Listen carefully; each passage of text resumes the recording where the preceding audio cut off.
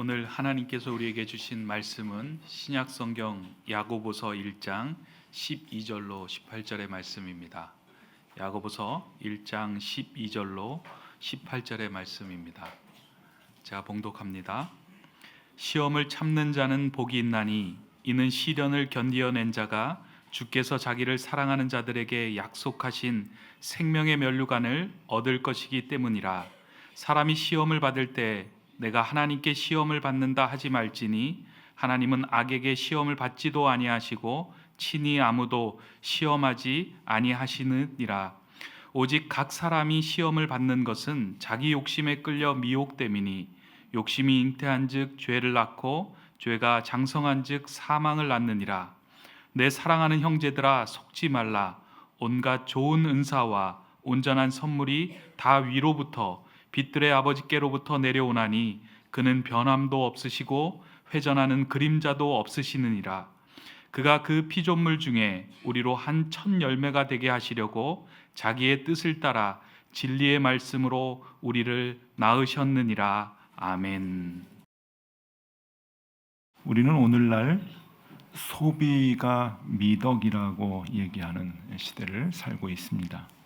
우리 사회 전체가 소비가 미덕이다라고 하는 그 말에 대해서 부정하지 않는 그러한 시대를 살고 있습니다.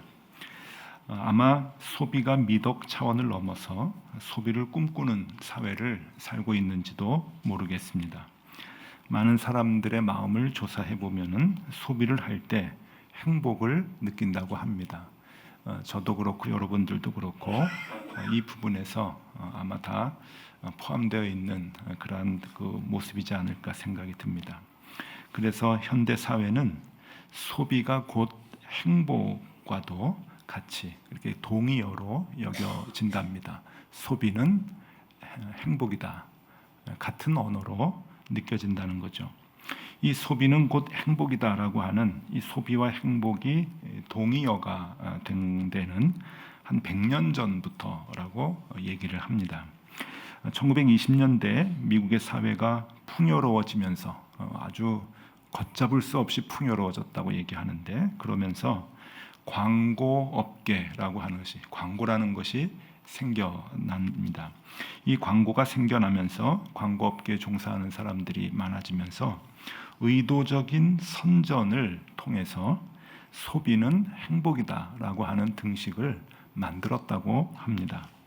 여기에 경제학자들과 심리학자들의 도움으로 사람을, 그러니까 저와 여러분 같은 이런 사람을 소비자라고 이름을 바꾸어서 지칭을 하기 시작을 했고, 곧 소비가 행복이다라고 하는 등식이 경제학자들과 심리학자들의 도움에 의해서 완성이 됐다고 합니다. 에르네스트 디히터라고 하는 심리학자가 있습니다. 프로이드 학파의 그 정신 분석을 하는 심리학자인데, 이분이 유명한 말을 남깁니다. 인간의 필요와 욕구는 어느 정도 끊임없이 자극해야 한다. 이 심리학자의 말과 그의 이제 연구들로 인해서 소비는 곧 행복이라고 하는 것이 사람들에게 정설로 이제 여겨지기 시작을 합니다. 그래서 이게 어느 정도 우리 삶 가운데 깊숙이 이 생각들이 들어오게 되는가 하면은, 지금도 한 나라의 행복 지수를 계산을 할 때, 여러분 사람들이 어떻게 행복하게 사는가, 그 나라가 어느 정도 행복한가라고 하는 것을 이제 수치로 계산을 하는데, 계산한다는 것도 조금 마음에 들진 않지만 계산을 하는데 여러 가지 요인들을 이제 가지고 하는데, 4가지 요인이 크게 작용을 한답니다. 첫 번째는 국내 총생산, 그 나라가 어느 정도 경제력이 있느냐라고 하는 것과, 두 번째는 무역지수, 이것도 경제 지표겠죠. 세 번째는 물가 상승률, 이것도 경제 지표입니다. 그리고 네 번째가 소비 심리랍니다. 그러니까 저로선 조금 이해가 가지 않는데, 한 나라 국민의 행복 지수는 대부분 다 소비와 관계된 경제적인 요인으로 표한다고 하는 거죠.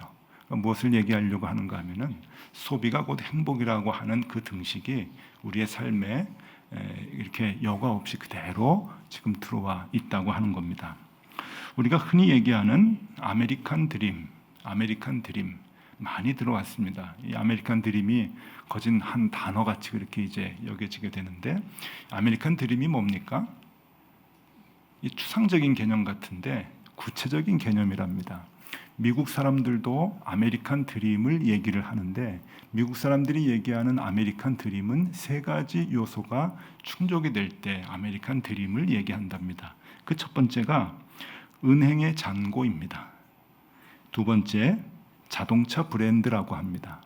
그리고 세 번째가 집의 크기로 결정이 된다고 합니다. 그래서 은행의 잔고가 많고, 자동차 브랜드가 좋은 것을 이제 차를 타고, 그리고 집이 어느 정도 크게 되면은 아메리칸 드림이 이루어졌다라고 미국 사람들이 생각을 한답니다.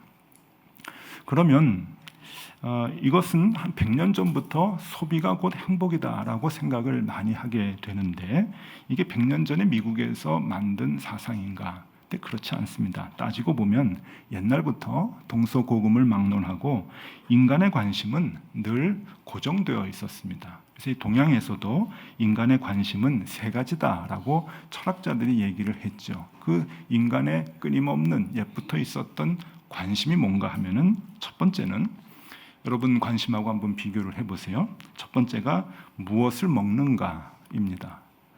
오늘 점심 뭐 드시겠습니까? 가족들하고 오신 분들 이제 돌아가시면서 맛집을 좀 찾아서 이제 식사를 하실 텐데, 뭘 먹을 것인가 하는 것이 관심이고, 두 번째는 무엇을 탈 것인가.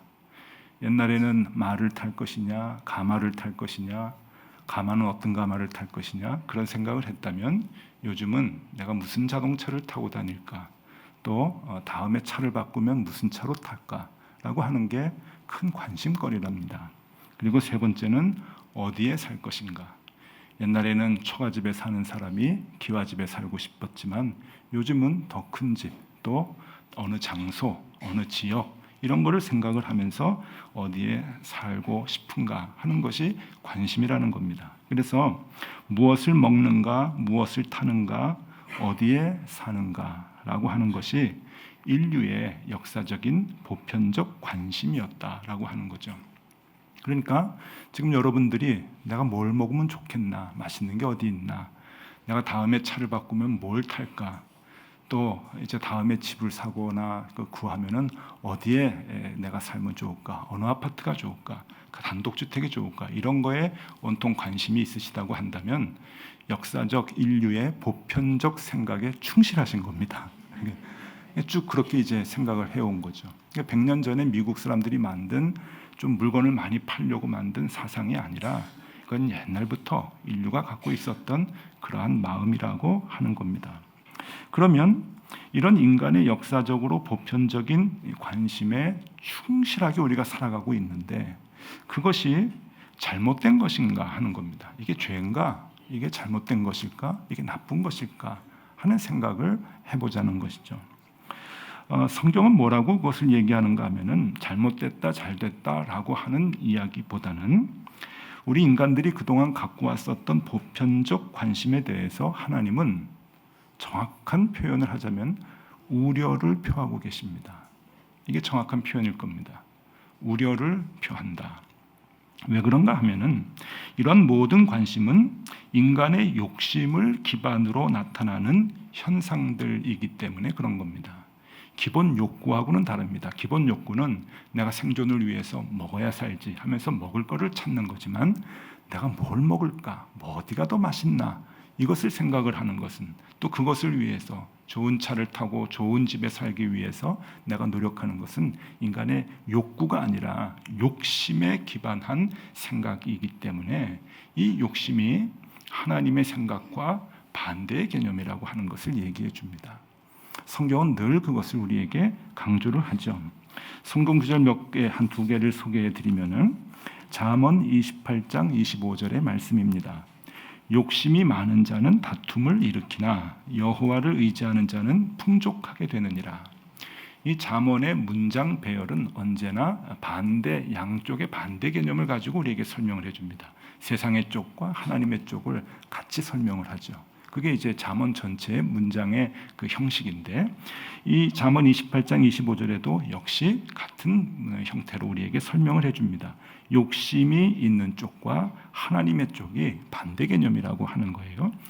또 시편에서도 마찬가지입니다. 시편 10편 3절에 보면은 악인은 그의 마음의 욕심을 자랑하며 탐욕을 부리는 자는 여호와를 배반하여 멸시하느니라. 욕심과 탐욕은 하나님의 쪽과 반대에 있는 개념이다라고 하는 것을 이야기를 합니다.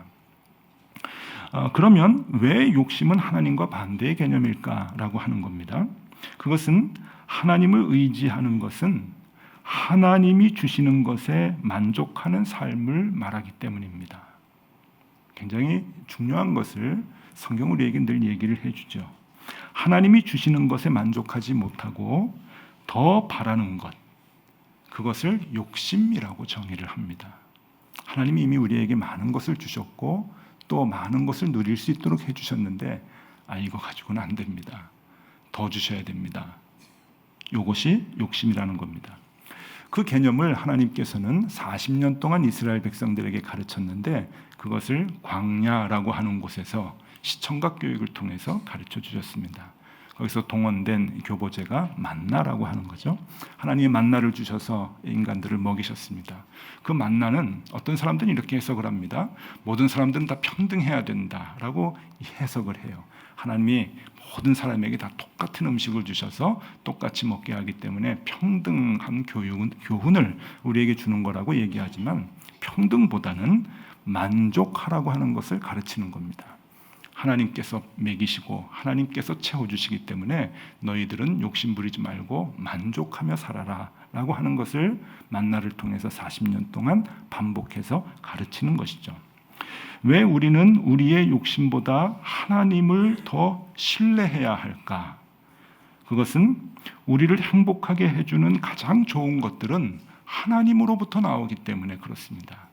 그래서 오늘 야고보 사도가 우리에게 써준 이 하나님의 말씀의 16절 17절, 오늘 보면 16절 17절이 가장 핵심적이고 중요한데 16절 17절을 제가 읽어드리겠습니다.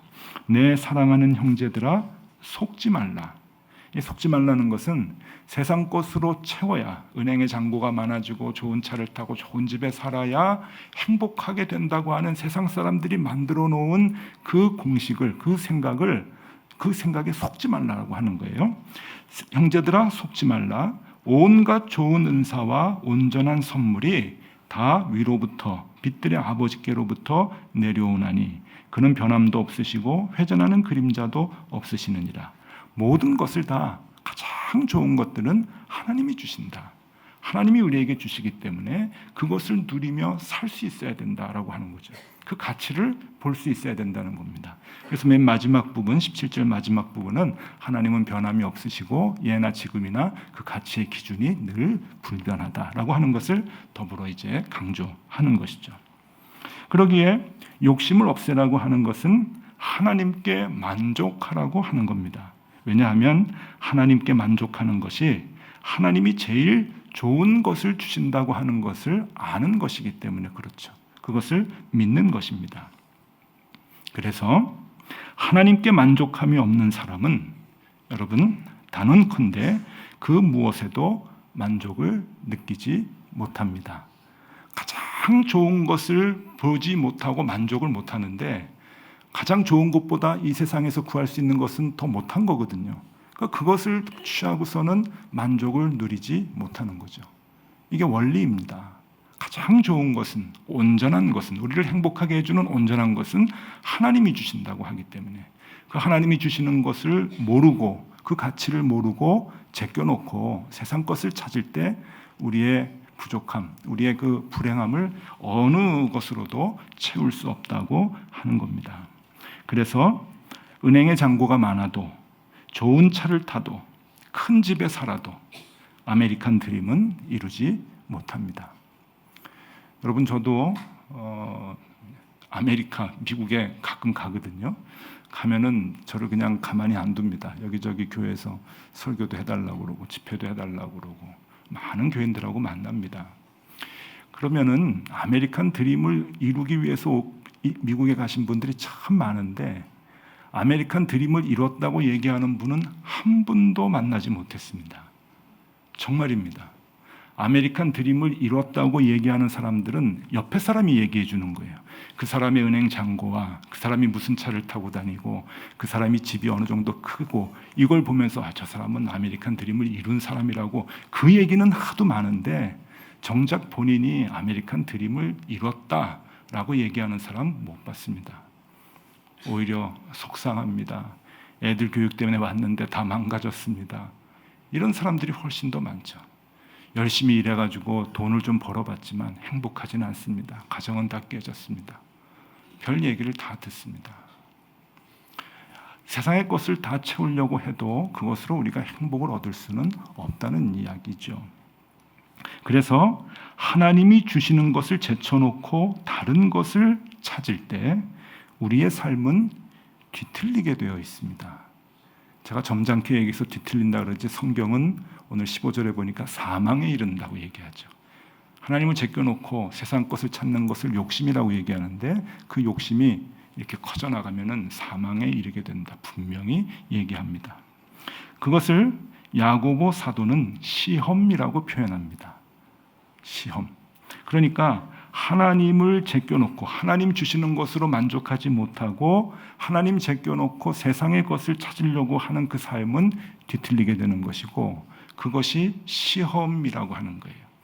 그래서 13절에 분명히 얘기하죠. 하나님이 시험 주시지 않는 거다. 그 네가 힘든 건 다 네 마음 때문이지. 하나님 제껴놓고 세상으로 세상 것에서 행복을 찾으려고 하니까 네가 힘들고 뒤틀린 거지. 그래서 하나님은 누구도 시험 주시지 않는다고 하는 그 개념이 들어와 있는 거예요. 그러니까 어떤 사람은 아니 욥기를 보면 하나님이 시험도 하시던데 그게 뭐냐? 이 반대 개념이 있느냐 그러는데 그거하고 이건 다른 거예요. 이 야고보에서 얘기하는 거는 너의 욕심 때문에 뒤틀려 가지고 힘든 삶을 살아가는 사람들을 얘기하는 거죠. 그러니까 하나님 책임이 아닙니다. 하나님이 온갖 좋은 것 다 주셨는데 그거 보지도 못하고 누리지도 못하고 제껴놓고 다른 것을 찾아가니까 하나님 주시는 것보다 온전하지 못한 것을 쫓아가는데 그것을 가지고 어떻게 행복하게 살 수가 있겠습니까? 뒤틀리는 거죠. 그러기에 우리는 욕심을 버리고 빨리 하나님 쪽으로 가야 합니다. 그것이 행복을 찾는 유일한 길인 것이죠. 에베소서 4장 22절 24절에서 그것을 이렇게 얘기합니다. 너희는 유혹의 욕심을 따라 썩어져가는 구습을 따르는 옛 사람을 벗어버리고 인류가 오래도록 가져왔었던 보편적인 생각 그게 하나님 쪽하고 반대라는 얘기예요. 그걸 벗어버리라는 거죠. 욕심으로 세상을 찾아서 행복을 쫓아가는 것 그것을 벗어버리고 오직 너희의 심령이 새롭게 되어 하나님을 따라 의와 진리의 거룩함으로 지으심을 받은 새 사람을 입으라. 하나님이 온갖 온전한 것 가장 좋은 것 그 주시는 것들을 깨닫고 보고 그 가치를 누리고 그 안에서 참된 행복을 찾아 살아가라고 하나님은 말씀을 하십니다. 그러니까 이 개념은 우리가 삶을 살아갈수록 제가 이제 오늘 설교 제목을 이제 붙일 때 욕심 버리기 이렇게 하려다가 안 했습니다. 이거는 저부터 이게 불가능한 일이거든요. 그래서 조금 양보를 해서 하나님께 좀 죄송하지만 양보를 해서 욕심 줄이기라고 했는데 이게 어떤 개념이냐면은 우리의 마음에 욕심이 이만큼 있으면은 줄이면 줄여 나갈수록 이 줄이는 부분을 하나님의 부분으로 채워지는 것이죠. 하나님의 부분이 하나님을 생각하는 부분입니다. 왜냐하면은 욕심과 하나님은 반대 개념이니까 함께 갈 수가 없습니다. 욕심이 아예 없으면 우리의 삶이 다 하나님께로부터 만족을 누리는 삶이 되는데 어디 이게 됩니까? 평생 싸워야 되는 문제인데 여러분 조금씩 줄여나가는 거죠. 줄여나가자고 하는 거예요. 줄여나가면 줄여나가는 부분만큼 우리는 하나님께 만족하며 하나님 주신 것에 감사하며 살아갈 수가 있는 거죠. 그 개념을 야고보 사도는 우리에게 얘기해주고 있는 것입니다. 그리고 그것을 소명이라고 우리가 생각을 할 때 이것을 갖고 이 마음을 우리가 가지고 품고 생활하는 그 자체가 남들을 살리고 남들을 일으킬 수 있는 그러한 역할을 하는 소명이 될 수 있다고 하는 겁니다. 목사님, 우리가 뭐 어디 가서 선교도 안 하고 뭐 어떻게 큰 활동을 안 해도 그냥 마음만 먹어도 선교가 될 수 있습니까? 네. 우리가 욕심만 조금 줄여도 엄청난 선교를 할 수 있습니다. 요즘 우리가 방송에서 보듯이 명성교회 얘기도 있고 교회의 많은 부조리한 부분들 때문에 참 얼굴이 화끈화끈한 그 뉴스들을 많이 접합니다. 교회의 이야기가 뉴스로 나온다는 것도 참 괴롭지만 그것을 자주 접해야 된다고 하는 것이 참 힘든 그런 그 시대입니다. 여러분, 교회 문제가 뭡니까? 왜 세습을 하고 왜 부정적인 돈 쓰는 문제들이 자꾸만 생깁니까? 그거는 표면적으로 드러나는 문제고 히든 이슈가 있어요. 감춰진 그 뿌리들이 있는데 그 뿌리는 결국은 욕심입니다. 교회의 욕심이고 그리고 목사들의 욕심이죠. 이 욕심이 세습이나 뭐나 이런 것으로 표출이 되는 것뿐이지 다 그 욕심이 하나님께서 주신 것에 만족하지 못하고 움켜쥐고 더 가지려고 하는 그 욕심 때문에 모든 문제가 야기가 돼서 선교의 문이 닫히는 거예요. 그래서 여러분, 교회도 그렇고 목사님도 그렇고 조금 이 욕심만 줄여도 선교의 문이 확 열립니다. 지금 우리 시대는 그 소명이 필요한 시대예요. 그래서 욕심 줄이는 것은 소명입니다. 우리가 반드시 가져야 할 소명인 거예요. 선교의 문을 열고 전도의 문을 열기 위해서 반드시 가져야 할 우리의 삶의 자세인 거죠. 근데 여러분, 부탁드릴 것은 그래, 목사들이 문제가 많지. 너 목사 잘해라. 너 욕심 좀 줄여라. 그렇게 생각하시면 안 돼요. 공동 운명체인 거예요. 그리스도인들의 모든 사람들에게 책임이 있는 겁니다. 왜 그렇습니까? 일반 사람들을 만나는 대부분은 다 여러분들의 역할인 거예요. 직장에서, 가정에서 예수 안 믿는 사람들을 만나는 것은 여러분들의 몫이기 때문에 여러분들이 그 가운데서 욕심을 줄여나가는 모습으로 선교의 문들이 열려지는 거예요. 목사만 탓하지 마세요. 저는 목회하는 부분에서 욕심을 갖지 않으려고 애를 쓰겠습니다. 여러분은 여러분의 부분에서, 삶의 그 분야에서 욕심을 많이 좀 줄이십시오. 줄이는 것만큼 하나님에 대한 생각이 커집니다. 하나님께 만족하고 감사하는 거죠. 그러면 욕심을 줄이는 것을 어떻게 나타낼 수 있는가? 이것이 이제 중요한데, 성경은 우리가 얼마나 남들과 나누느냐라고 하는 것으로 우리의 욕심의 부분을 드러낼 수 있다고 얘기를 합니다. 우리 많은 사람들은, 저도 그렇지만 윤택하고 그리고 풍족한 삶을 원합니다.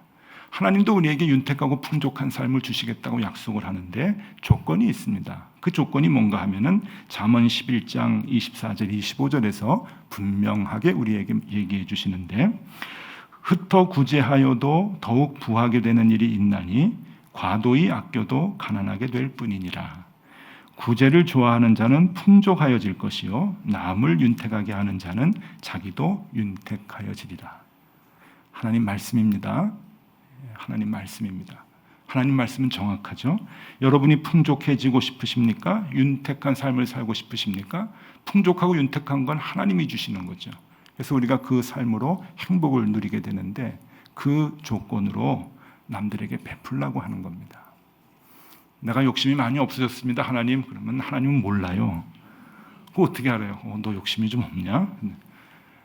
그럼 보여줘야죠. 하나님께 보여드려야 됩니다. 남들과 많은 것을 나누는 것이 내가 욕심을 줄여나가는 것을 증명하는 일이라고 하는 거예요. 야고보서의 대전제는 행함이 없는 믿음은 죽은 것이라는 거잖아요. 믿음이 있으면 믿음에 따른 행위가 있어야 되는 거예요. 욕심을 줄였으면 욕심을 줄인 것에 대한 행위가 드러나야 되는 건데 그것은 나누는 겁니다. 요즘에 신종 언어들이 자꾸 많이 나오는데 얼마 전부터 에로틱 캐피탈이라고 하는 신종 단어를 많이 씁니다. 에로틱 캐피탈. 이걸 이제 한국말로 바꿔서 뭐라고 소개를 하냐면은 매력 자본이라 혹은 매력 자산이라. 그런데 매력 자본이라고 그렇게 번역이 되더라고요. 에로틱 캐피탈. 이 매력 자본이 뭔가 하면은요, 사람의 매력이 경쟁력이라고 하는 겁니다. 그래서 요즘 젊은이들이 흔히 외모가 경쟁력이다, 외모가 경쟁력이다 하는데 그것을 이제 배척하는 거예요. 외모가 경쟁력이 아니고 그것이 포함될 수는 있어도 유머 감각이나 활력이나 세련됨이나 상대를 편안하게 하는 기술들, 이런 다른 이에게 호감을 주는 이런 모든 것들이 다 복합이 돼서 사람이 매력을 이제 갖게 되는데 그 매력이 자신의 경쟁력이라고 하는 거예요. 제가 좀 매력이 있죠? 이만하면 좀 매력이 좀 있는데 이게 이제 경쟁력이라고 하는 거예요. 외모가 아니라고 얘기했습니다. 제가 외모가 아니고 이제 다른 부분이 다 이제 합쳐져서 이제 에로틱 캐피탈. 근데 이제 이 단어를 제가 접하면서 이런 생각을 했어요. 내가 하나님 앞에서 어떤 매력이 있을까? 여러분들 이제는 그걸 생각을 좀 하셔야 됩니다. 여러분들이 하나님 앞에서 매력적인 부분이 좀 있으십니까? 하나님은 외모 안 보신다 그랬죠. 외모 안 보신다고 분명히 얘기하시잖아요. 우리가 하나님 앞에서 인정받고 하나님이 우리에게 매력을 느낄 만한 그러한 마음을 가지실 때 우리의 외모를 절대 보지 않으실 거예요. 매력의 포인트가 있어요. 하나님 보시는 포인트가 있어요. 그게 뭘까요? 성경에서 누누이 우리에게 다 얘기합니다. 그것이 하나님을 굳게 믿는 믿음이죠. 하나님을 믿는 믿음이 있어야 되는데 그 하나님을 믿는 믿음만큼 우리는 하나님께서 주시는 것들을 만족하며 감사하며 살아가는 거죠. 그게 믿음이죠. 하나님이 제일 좋은 것을 주셨고 그것으로 내가 행복을 느끼며 살아가는 것이 하나님이 우리를 볼 때 느끼는 매력 포인트입니다. 그 하나님이 주신 것에 감사하면 감사할수록 우리가 세상적인 것에 관심을 줄여나가는 거예요. 욕심을 줄여나가는 거죠. 그리고 욕심을 줄이는 것에 대한 증명이 남들과 베푸는 거예요. 원리는 명확합니다. 성경은 늘 정확하게 얘기해 주죠. 우리가 너무 생각이 복잡하니까 그 하나님의 마음을 보지 못해서 그런 거지 단순합니다. 여러분의 욕심을 줄여나가십시오. 저도 그렇게 하려고 애를 쓰겠습니다. 줄이는 것만큼 하나님께 대한 사랑의 마음이 채워질 겁니다. 어떤 사람이 70이 넘어서 하나님의 부름을 받았어요. 죽었다는 얘기죠. 가서 하나님이 이제 하나님 앞에 섰는데 하나님이 야단을 쳤답니다. 너는 이 녀석아 욕심만 갖고 남들에게 베풀지도 않고 살다가 이렇게 왔느냐. 막 야단을 치니까 오히려 하나님한테 대들었답니다. 하나님, 제가 평생 70이 넘도록 돈만 벌었는데 이제부터 돈을 쓸 시간을 주셔야지. 돈을 딱 벌고 나서 딱 부르시면은 제가 어떻게 합니까? 이제부터 써야 되는데 하나님, 저 지금 부르신 거 하나님 손해고 저는 불만이 많습니다. 뭡니까 이게? 그랬더니 하나님이 이렇게 얘기했다 그래요. 내가 너한테 돈을 쓰라고 남들에게 좀 베풀라고 3번을 얘기했다. 아니 언제 3번을 얘기했습니까? 저는 한 번도 들은 적이 없는데 한 번도 사인도 안 주시고 이렇게 부르시면 어떡합니까? 3번 내가 얘기했다. 언제 얘기하셨습니까? 첫 번째, 네 머리가 검은색에서 하얀색으로 변할 때 내가 얘기한 것이다. 좀 뜨끔하시죠? 흰머리가 좀 나으시는 분들은 너의 살 날이 얼마 남지 않았음을 내가 얘기하는 것이다. 그럼 두 번째는 언제입니까? 두 번째, 너의 눈이 침침해져서 가까운 데 있는 글자들이 보이지 않을 때, 노안이라 그럽니다. 하나님이 얘기하시는 거예요. 노안은 가까운 데게 안 보이고 먼 데게 잘 보여요. 그러면 이제는 너 자신을 보지 말고 남들을 보라고 하는 사인이랍니다. 그게 늙어서 되는 노안이 아니라 이제는 너 자신만을 위해 살지 말고 남들을 뚜렷이 봐라라고 하는 하나님의 사인인데 네가 외면하는구나. 여러분, 노안은 먼 데게 잘 안 보이는 건 아니잖아요. 가까운 데게 안 보여요. 그래서 예배 드릴 때 찬송가가 내가 들고 있는 건 안 보이는데 앞에 사람이 들고 있는 게 잘 보이고, 저도 그래요. 이제 그러면 남들을 보라는 겁니다. 그러면 하나님 3번째는 뭡니까?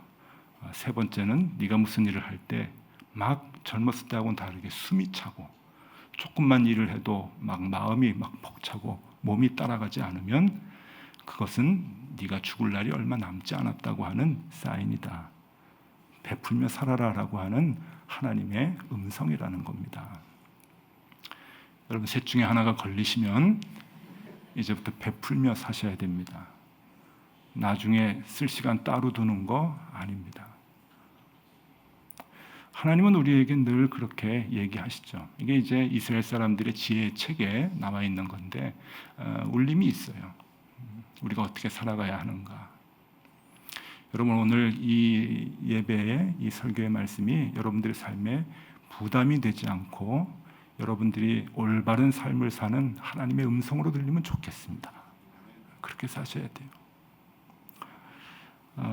이제 설교를 이제 마치려고 하는데 하나님의 말씀을 이렇게 하나 읽어드리고 마치면 멋있겠는데 오늘은 그러지 않고요. 산타 할아버지가 얘기했던 이야기를 하나 이제 하겠습니다. 산타 할아버지가 이 핀란드에 사시죠. 이 산타 할아버지가 유명한 말을 이제 남겼습니다. 한번 들어보시죠. 인생이란 산타를 믿었다가 산타를 안 믿었다가 결국 산타가 되는 것이다. 멋지죠?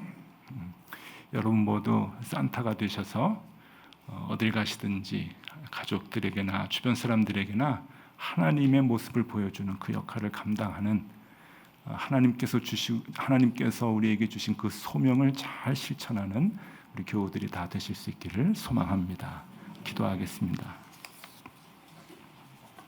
하나님 아버지, 욕심만 줄여도 전도가 되는 시대입니다.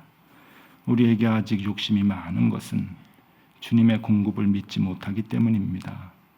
눈을 들어 하늘의 주님을 보게 하시고 자녀된 나를 사랑하셔서 나를 위해 아낌없이 주시고자 하는 우리 주님의 손길을 뚜렷이 보게 하여 주시옵소서. 예수 그리스도의 이름으로 기도드리옵나이다. 아멘.